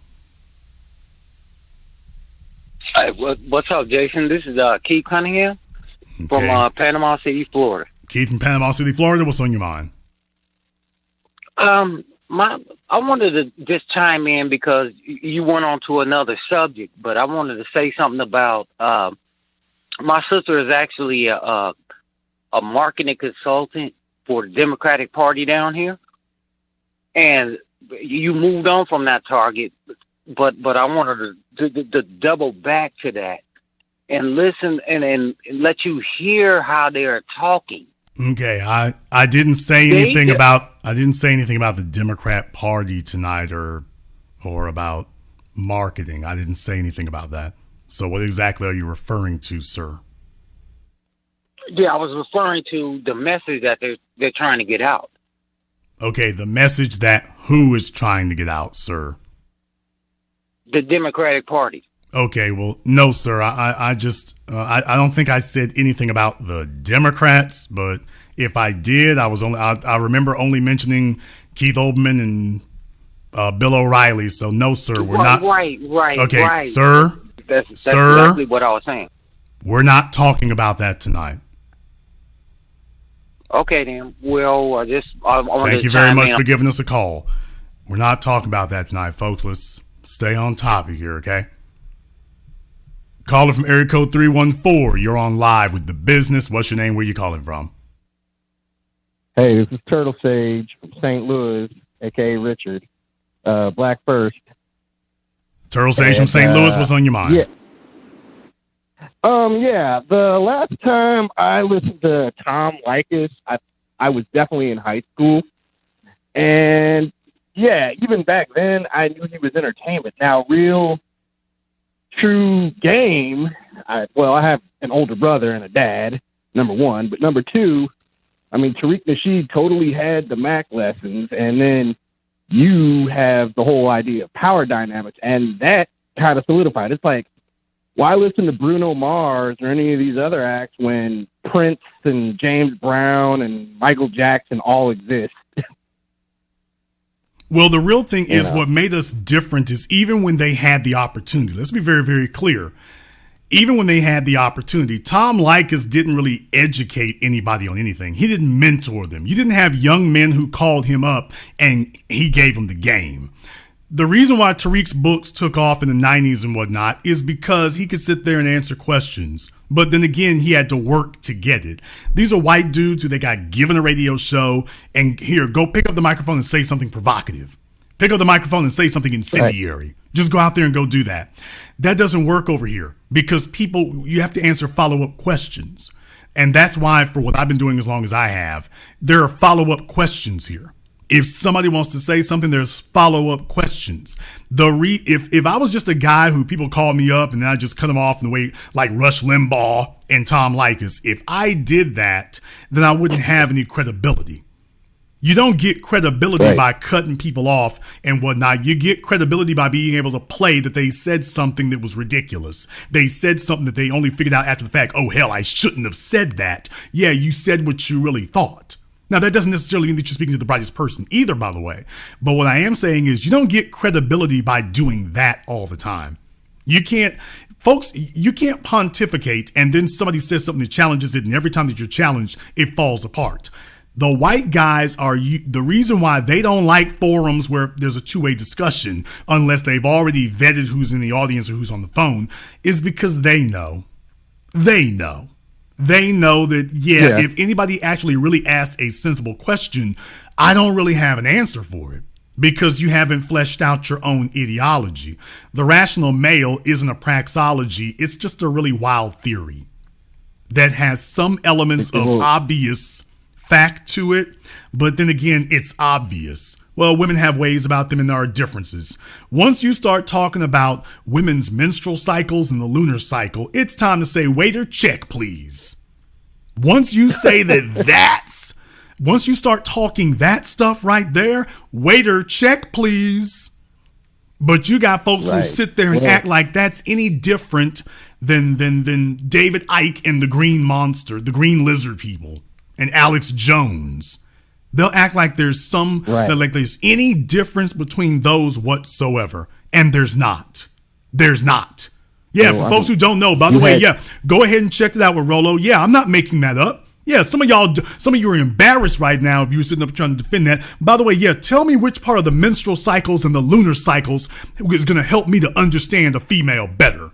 You tell me where the master stroke is in there. Well, Jason, you really need to learn about that. Okay, all I know is they'll get an attitude when they're on their cycle. I got that part. Oh, no, there's more to it than that. It's very deep in it.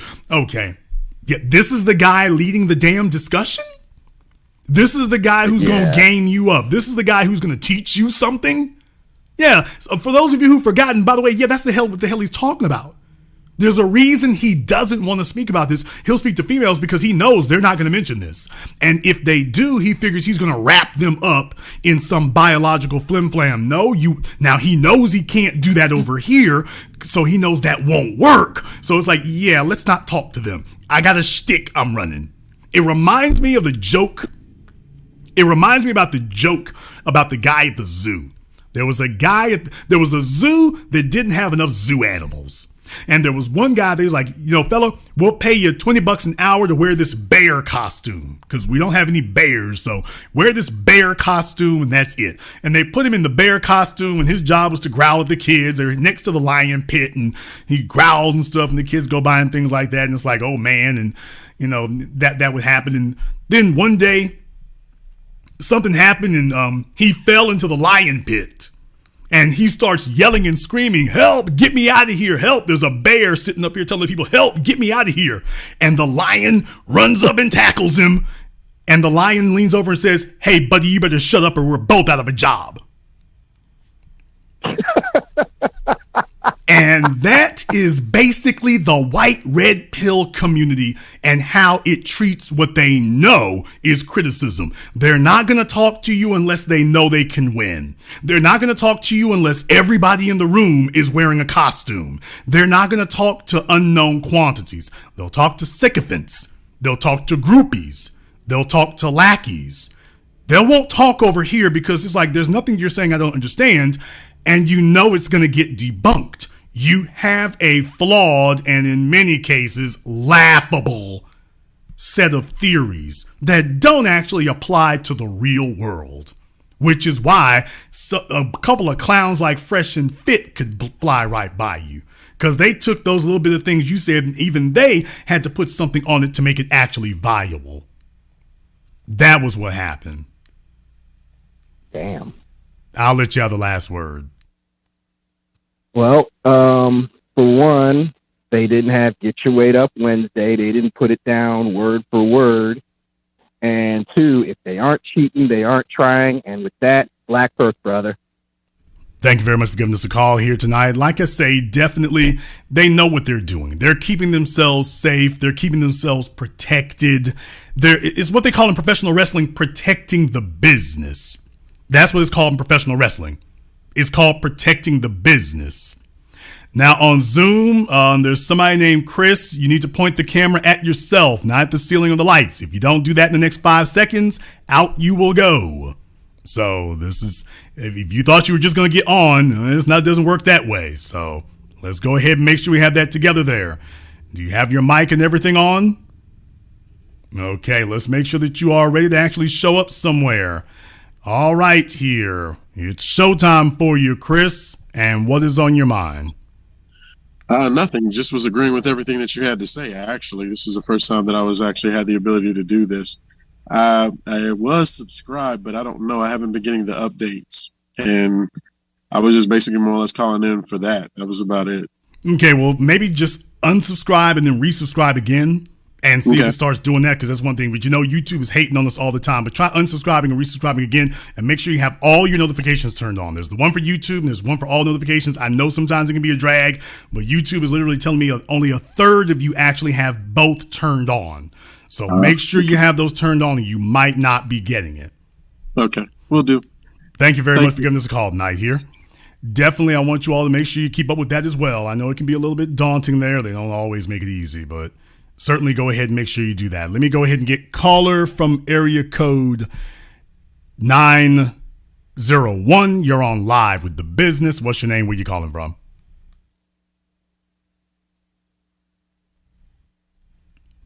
Caller from 901. Last try. You're on live. Caller from 901 has been abducted. Caller from 510, you're on live with The Business. What's your name? Where you calling from?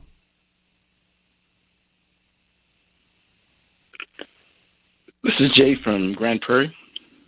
Okay, Jay from Grand Prairie where? Grand Prairie, Texas. Yeah, I didn't hear the unmuted this time. I was listening for that. Probably because you didn't have your phone up. What's on your mind, Jay? Yeah, so I grew up in Los Angeles, so I'm pretty familiar with Tom Leykis when he was doing radio out there. So what I took from that is what people would call in, that he would basically teach people to basically mimic the attitudes and body language of what you would call a high status man without actually having to become one. And that was basically his shtick out there. This is basically what we would call now just, hey, telling young men, stop being a simp, stop being a simp. So it's kind of pushed back against that narrative, but it's just kind of incomplete because it doesn't really work for black men. Just that message, and it's usually the kind of thing we usually get as black men already. Hell, it doesn't work for white. No, here's the real problem. The real problem is it didn't last because it doesn't work for white men. Let's be very, very clear. If what Tom Leykis was doing for all those years was really so great and really so revolutionary, he would have blown by Rush Limbaugh like a fighter jet flying by a tricycle. If what he was doing was so fantastic and so revolutionary. Because even those of us who didn't have radio in Southern California, we had heard of Leykis. And yet, when you listen to him and stuff, if what he was doing was so damn revolutionary, he would have actually gotten a syndication deal and he'd have been up there. You wouldn't be talking about Howard Stern. It can't be because Shock Jocks, he would have passed Howard Stern. He never did. Never even came close. Never even came close. No, and he hasn't come close in the internet era either, with nobody interfering with him, with all the cachet that he had from his broadcast radio days and whatever little pennies he got left, if any, and he still could never get it to crack off properly. It wasn't because the radio stations was holding him down. It is because, dude, folks really don't really dig what you're saying. They see the holes in the game, and there's really nothing for them to share with anybody. Yeah, you're right. Just to give some perspective, actually, Tom, when he first started out, his show was pretty much cultural and political, and he tried to compete with Rush Limbaugh. And he was on KFI AM 640 in Los Angeles, and then they fired him and replaced him with, I think it was Daryl Gates, the police chief there, because they wanted more of a conservative political show. And that's when he kind of shifted his whole message to do the whole red pill stuff. Well, let's be clear. If he was really doing so great at that, it would have caught fire. If it didn't catch fire in Southern California, there were 10 other markets that he could have gone to.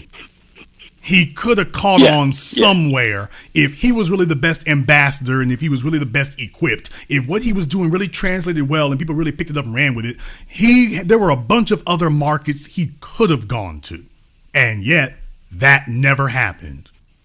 No wonder he's angry and bitter today, because in the real world where you actually have to compete, when people have a choice between doing callbacks to Tom Leykis and playing a clip here and referencing a clip there.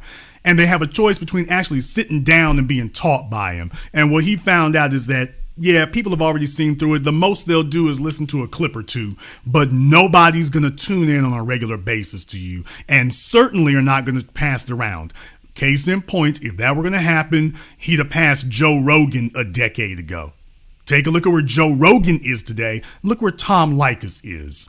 If Tom was ever going to catch on and get hot, it would have happened. No wonder he's so bitter. Yeah, I got you. Thank you very much for giving us a call here. Like I say, definitely, dude, you fellas, you fumbled the ball. All of you are lame. You have theories that work only in the abstract. They're not things you can actually put into practice. All of you are jockeying for a TV deal. None of you are qualified to mentor people. You don't want anyone saying, hey, let me go ahead and qualify what you said. There's a specific thing you said, and I need to talk to you about that. None of you will do that. You all want to control who you talk to and where and why, because you're running a racket. You're running a show. And you're trying to keep the money coming in for the show. And you fool people into thinking that you actually have something substantive to say. No, you really don't. You really don't. And that's your shtick. And you know what? That's perfectly fine. What I do have a problem with is when you pretend that there's something more to it than that. And it is just very unfortunate that while some people were alive, they were so determined to get your approval. Of all people, they were so determined to get your approval, and you are so unworthy of it. You're so unworthy of it. You stopped being relevant a long damn time ago. I'm not saying anything anybody doesn't already know. You stopped being relevant a long time ago. And yes, I will say it. This is the black man's era, because we're the ones while y'all been sitting up here and white women have been cooperating with you and accommodating you because of colonialism.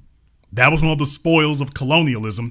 Black men have actually had to learn how to work, how to talk, how to appeal to them, how to have a conversation. We've actually had to learn how to do that part. We don't have any white privilege to rely on. When a female responds to us, getting with a black man has a lot of negatives. I don't care how much money he got, how much game he's got, how much status he's got. Getting with a black man for a white woman has a lot of liabilities to it. And yet, when left to our own devices, we still make that happen. You don't have anything to teach us. You've never had anything to teach us. You don't have anything to teach us now. We have plenty to teach you. From the Library of Alexandria to everything else, we've got plenty to teach you. As always, you don't have anything to teach us. Not now, not ever. You are the students. We are the teacher. That's the way it is. So folks, going forward in the future, the next time you have a group of black folk and somebody tries to insert random white person here into a position of authority. That was the whole point I was making here. The reason why bringing these guys in was a mistake for Kevin and Fresh and Fit. You're introducing these white men into a position of authority. You have a black audience, and yet you are posting up these white men in positions of authority among a black audience. There's no white audience anywhere where these white men get together, grab a random black man or a black man of any stature, and they make him the authority in the room. They say, hey, there's the guy. If you all want to know where we picked this up from, here's the black fellow. They don't do that. Thomas Sowell was their little friend. Larry Elder was their little sidekick. Ward Connerly was their little imp. But at no time did they ever hold up these men with advanced degrees and every damn thing else that these guys didn't have. These white men were college dropouts and high school dropouts. They were sitting up there with black men who had PhDs and doctorates. And yet never acknowledged those men as their superiors. Never did it. And on the internet today, the cycle repeats itself. So to the young men here, stop bringing up the name of Tom Leykis. And while you're at it, stop bringing up the name of Rollo Tomasi or any of the rest of them. Number one, they don't have anything to teach you, first of all. Number two, they're not on your side. They're trying to figure out how to undermine you, and what they realized was we can't beat them. We might as well join them. And woe be unto those of you who are foolish enough to do that one.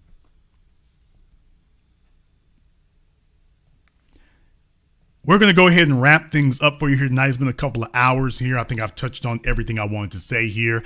If you're new to the business, welcome to the program that laid the foundation upon which all of these other broadcasts have taken everything that they've learned and will continue to learn. This is the place where they got it from. Click that red subscribe button. Click that yellow notification bell. Make sure that you are subscribed to the channel. YouTube is frequently unsubscribing people. Make sure that you are still subscribed. And if you haven't checked out our Patreon, you want to go ahead and check out that link in the description of the video there. Very good for it as well. So go ahead and check that out also.